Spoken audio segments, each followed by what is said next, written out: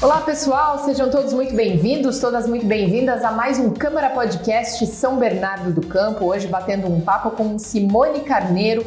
Ela é professora de dança, também terapeuta corporal, há alguns anos começou com um projeto voltado para mulheres, a ter essa experiência e consciência também corporal, é o que ela vai contar para a gente hoje, nesse bate-papo que começa agora. Seja muito bem-vinda, Simone, obrigada. Muito obrigada, é uma grande honra estar aqui para falar desse projeto que eu tenho muito carinho por ele, porque ele veio de uma necessidade assim na observação de como os traumas eles impactam no corpo das mulheres.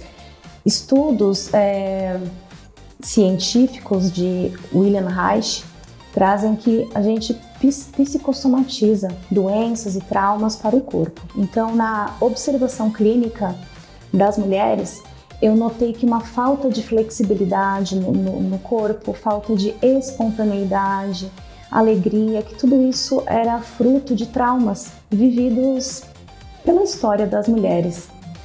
Então, eu uni a dança do ventre com a terapia do corpo, que é esse olhar mesmo como um livro, porque o corpo ele conta a história, toda a nossa história. Quando tocamos um corpo, interagimos com alguém, interagimos com a história dessa pessoa. Então, partiu dessa premissa, né, de olhar essas mulheres, observar e ver o quanto esses traumas psicossomatizaram no corpo delas e como a dança, e assim, a dança do ventre é uma dança ancestral.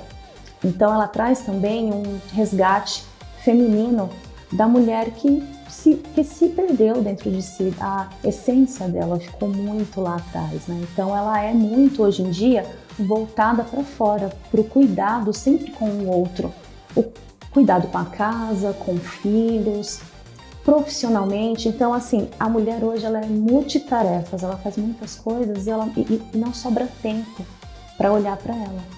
E a dança ela traz essa alegria de volta, esse autoconhecimento e principalmente o tratamento para essas couraças do corpo. E como que surge a ideia do seu projeto, né? Vou pedir para que você explique um pouco mais, também fale o nome, quantos anos, né? Você já resolveu, você tomou a decisão, a iniciativa, né? E como que foi lá atrás, né? O começo disso tudo? Então, eu já praticava a dança do ventre, né? E assim, pratiquei sempre com um viés mais pedagógico, porque quando a pessoa pensa em dança do ventre, o imaginário traz muito essa questão, vou ser sensual para seduzir alguém, sempre ainda com essa coisa da mulher com o corpo dela em prol do outro, né? Do deleite de uma outra pessoa que vê esse corpo, mas não algo para dentro. Então eu sempre trouxe a dança de forma pedagógica, não é uma dança milenar, Antigo Egito, aí tem a questão da mitologia egípcia de Ísis, então eu sempre trouxe isso de uma forma muito pedagógica, de ensino. E aí as clientes mesmo, mas por que você não traz isso para um grupo? Porque eu nunca quis ser uma professora de dança do ventre, isso nunca passou por mim, né? E nem pelas formações que eu tenho. E aí elas mesmas, né? As clientes ali na clínica mesmo, porque nessa área chamamos elas de interagentes, mas não de paciente, porque paciente é uma coisa muito passiva, né? Então elas falaram, vamos então fazer um grupo. Então partiu delas, das clientes, para que a dança viesse para elas dessa maneira mais terapêutica. Então nasceu assim, a partir do pedido delas, e isso começou a acender uma chama dentro de mim, de algo que pode ser muito bom para a mulher, pode ser muito terapêutico, não só uma coisa performática, né, como as escolas de dança do ventre trazem, uma coisa muito, um corpo X para essa dança, então uma coisa muito do balé, né, que entrou nessa dança, uma coisa mais performática, mas uma coisa mais de dentro para fora. Para quem não conhece o projeto Belle Deusas, então ele teve início há cerca de 4 anos. 4 anos. Isso. E hoje, como se dá, né, esse dia a dia realmente desses encontros, dessas reuniões com essas mulheres? Quantas mulheres fazem parte do grupo hoje? Quantas já passaram ao longo desses 4 anos? Sim, eu já tive turmas de até 30 mulheres fixas semanais. Mas aí, assim, eu fui para um outro espaço e aí hoje eu estou com 15 mulheres fixas. Então, assim, também criou-se nesse círculo um espaço também de ajuda mútua. Então, assim, ajudamos também umas às outras, até com outras questões. Então, além da terapia, tem algo assim de ajuda mesmo, de escuta, de coisas que elas não conseguem falar para outras pessoas ou para a família.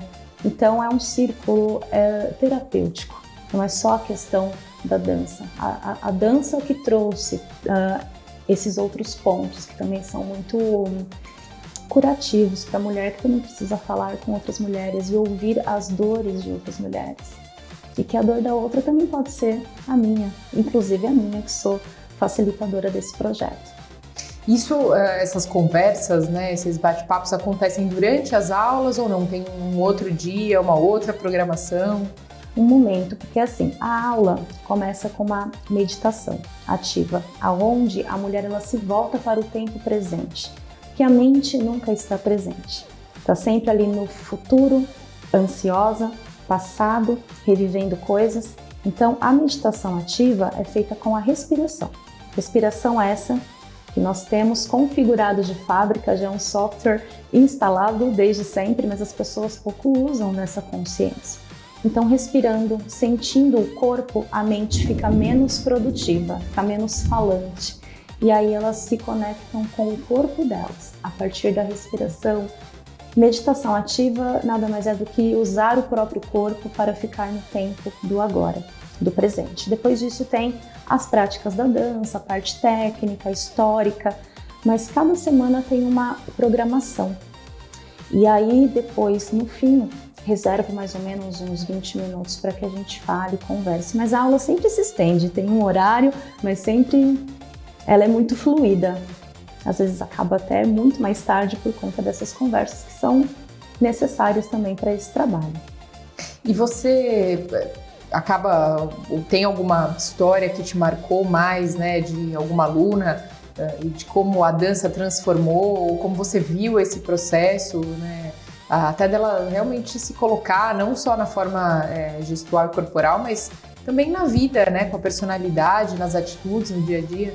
Posso te falar que todas que passam pelo espaço, elas me emocionam, porque é algo para levar a dança para a vida cotidiana, não é só ali, naquele espaço. Então a forma de andar, a forma de abrir o peito e colocar o cotovelo para trás quando você anda, isso traz mais autoconfiança para essa mulher.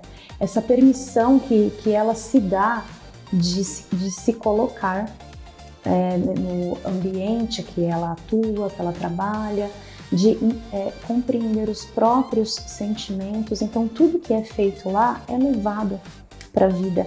E assim, recebo casos muito sensíveis, principalmente de abuso sexual, assédio. Então essas mulheres elas vêm muito machucadas para esse círculo.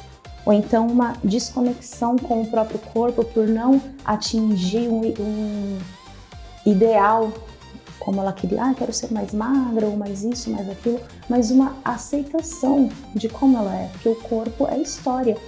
E se ela tá um pouquinho acima do peso, alguma coisinha, um seio mais flácido, aquilo é a história dela. Honrar primeiro essa história. Então, a mulher ela leva aquilo que nós atuamos dentro desse círculo para a vida.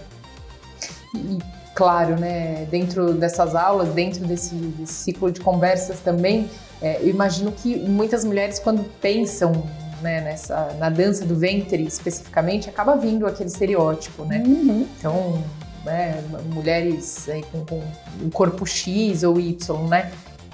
Isso também cai por terra, né? Ou seja, elas aprendem a se identificar com o próprio corpo e com a beleza individual, né, que está em cada uma, também ao longo dessas aulas. E aí vem uma outra parte, né? Essa questão da idade. Você tem faixas etárias distintas, você enfrentou muito essa questão da barreira, né? De algumas mulheres mais maduras, de repente, pensando, não é para mim, eu não tenho mais idade para fazer esse tipo de dança. Diversificado. A aluna mais nova que eu tenho, ela tem 9 anos. Então, que ela é filha de uma moça que já está nesse círculo. Então, assim, claro, assuntos que a gente trata, né, assuntos que não são pertinentes para uma criança, e aí o dia que tem esse assunto, ela não vem.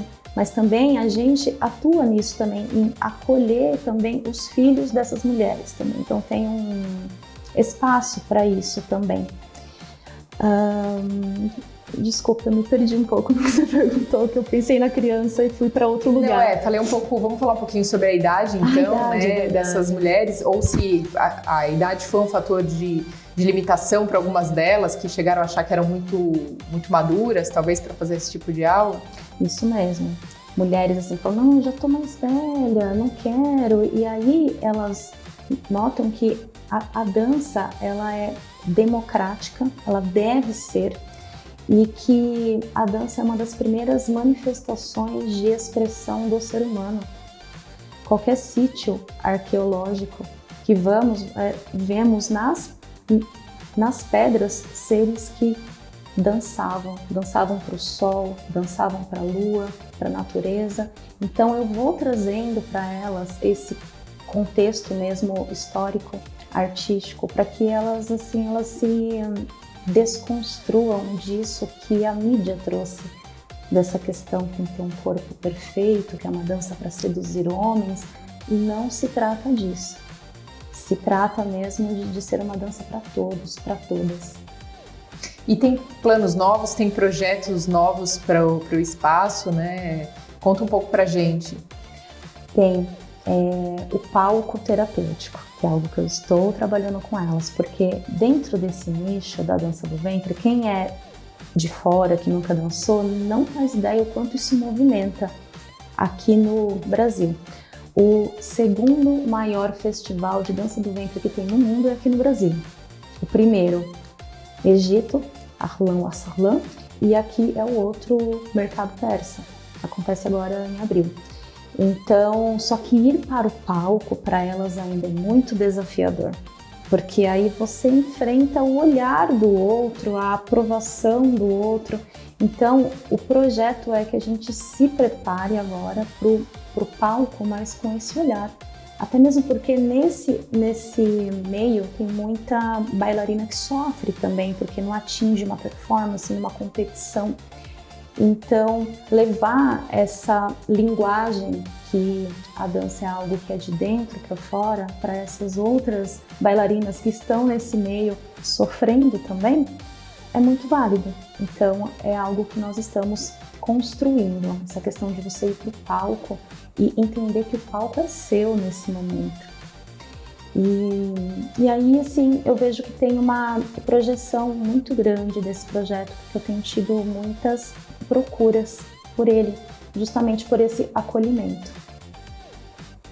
E aí, que mensagem você deixaria para quem quiser conhecer um pouco mais do projeto, ou alguma mulher que está precisando, né, se resgatar, não sabe como começar, mas sabe que, poxa, me interessou, acho que era isso que eu precisava, né? Deixa uma mensagem para essas mulheres, independente da idade, independente do tempo, independente da profissão. Sim. Né? A mensagem que eu deixo é: permita-se. Permita-se, porque o nosso corpo é uma grande festa. O nosso corpo é uma grande festa, nós temos tudo no corpo, uma tecnologia perfeita para nos autorregularmos e para nos curarmos daquelas dores que a gente não conta para ninguém. Então o corpo, ele tem todos os recursos, tem a respiração, tem o olhar, tem toda a parte sensorial e tem a parte da alegria que a dança traz. A dança, ela muda a vibração dessa pessoa de um minuto para o outro. Então vale a pena se permitir a se reconhecer como esse ser que dança. Então, a minha mensagem é essa, é permissão. Perfeito, muito bem. Gostaria de agradecer demais a sua presença no podcast hoje, compartilhar com a gente um pouco mais da sua história e a história do projeto também. Muito sucesso. Eu agradeço muito pela chance, pela oportunidade. Nós é que agradecemos. Esse foi mais um Câmara Podcast São Bernardo do Campo. A gente te espera no próximo. Até lá!